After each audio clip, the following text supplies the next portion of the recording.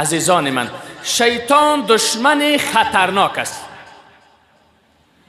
به طور خطرناک است تو نمیبینی، اون تو را میبیند.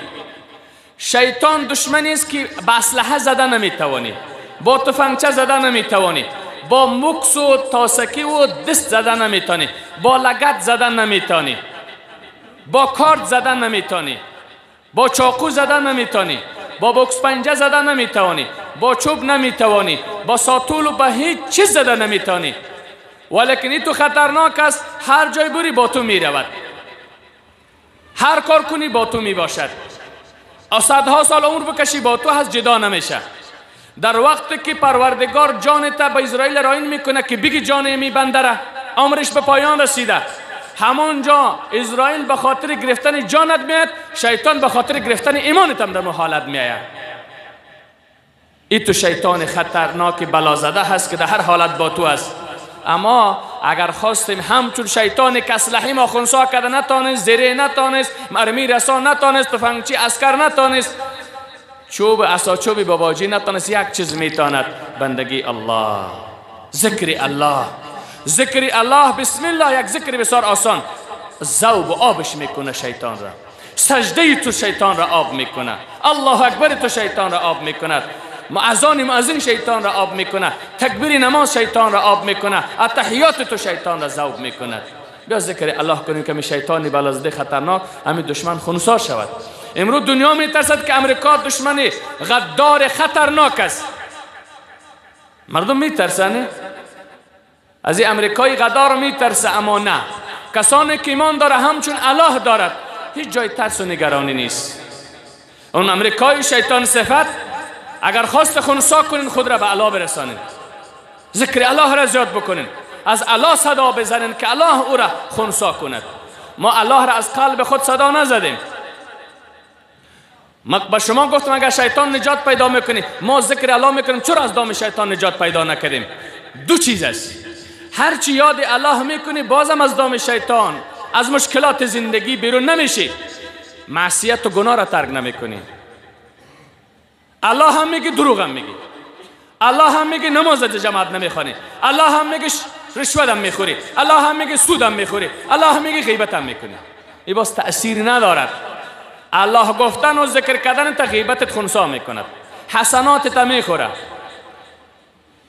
هر وقتی که الله گفتی به فرمان الله پابند باش، غیبت نکو، دروغ نگو، رشوت نخو، سود نخو، ظلم نکو، مخلوق آزاری نکو، نافرمانی شوهر را نکو، نافرمانی پدر را نکو. اونو ذکر با تاثیر دارد که تو از شیطان نجات پیدا میکنی.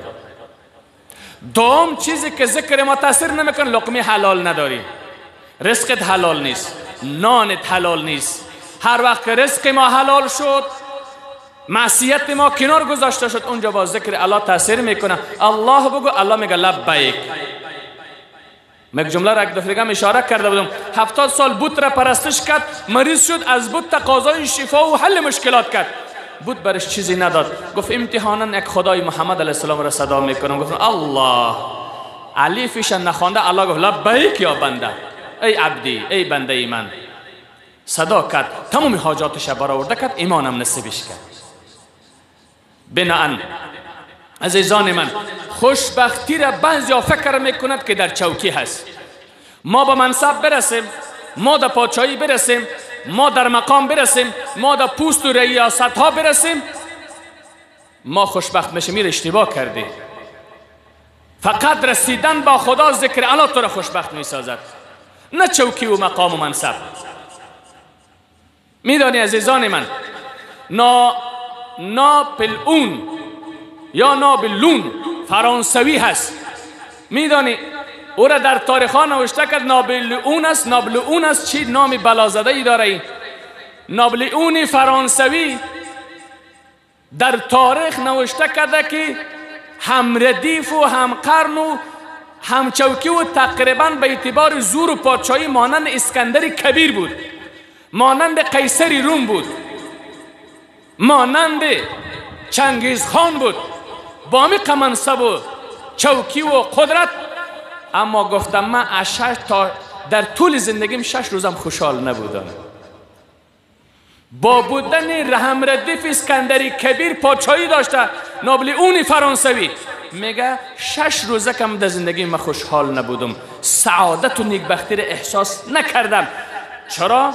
یاد الله نداشتن، ذکر الله نداشتن. الا به ذکر الله تطمئن القلوب. آگاه باشین، به ذکر الله دلها اطمینان حاصل میکنن، نیکبختی ها حاصل میکنن.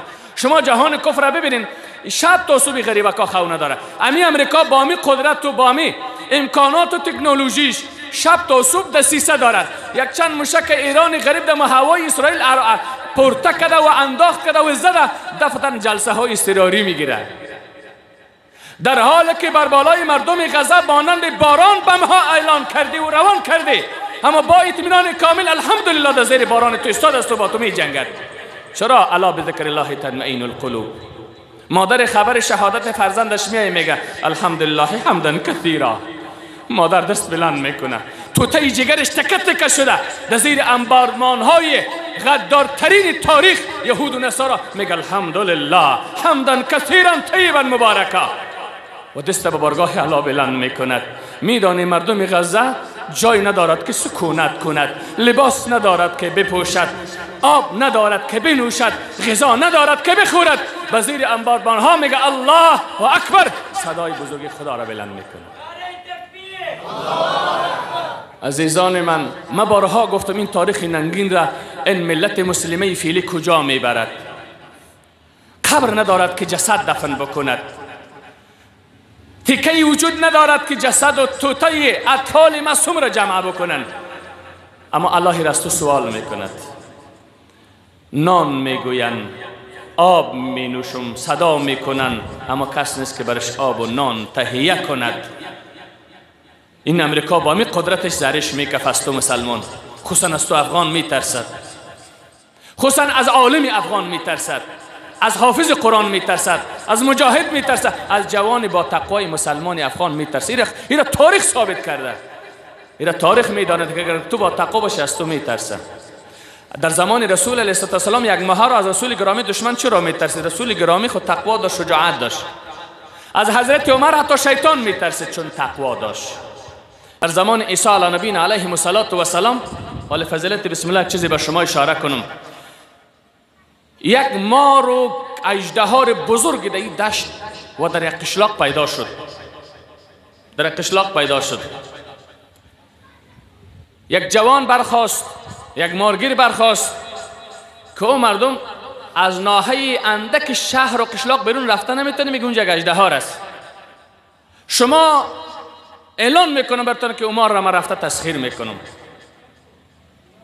این مردم نگران بود که این آدم در نزدیک مار برود با متنفس خود را شاید زهر بزند و این را شاید از بین ببرد. اما این جوان و این مارگیری و این مسلمان به می دشت نزدیک مار رفت. با مار که نزدیک شد، این مردم به عیسی علیه السلام پیشکش کرد که پیغمبری وقت اون جوان میره در گیر مار میغلطه، او را تکه تکه میکنه، مار میگزد. عیسی علیه السلام بیرون میبراید که با این جوان روبرو شود. نزدیک مار که میره، مار که بلند میشه میگه بسم الله الرحمن الرحیم. مار با همه بزرگی و همه زهر و همه برنامه های حمله تو خواب میکنه در زمین. زور الله را کس نداره.